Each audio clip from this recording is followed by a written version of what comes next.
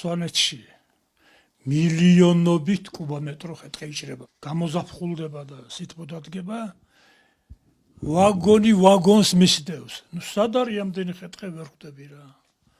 თუ საგანგაშო ზარები არ შემოირტყა, ცოტა 10 წელიწადში სვანეთში ხეთყი არ იქნება. დაახლოებით 10-15 წელიწადში.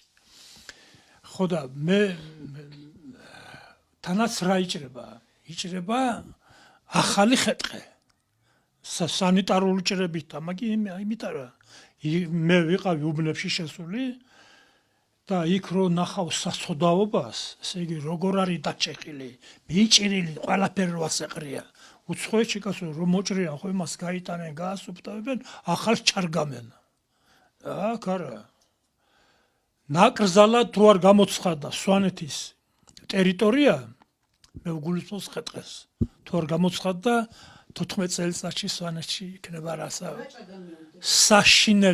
საშინელება, სტიქიები და უბედურებები და რა ვიცი.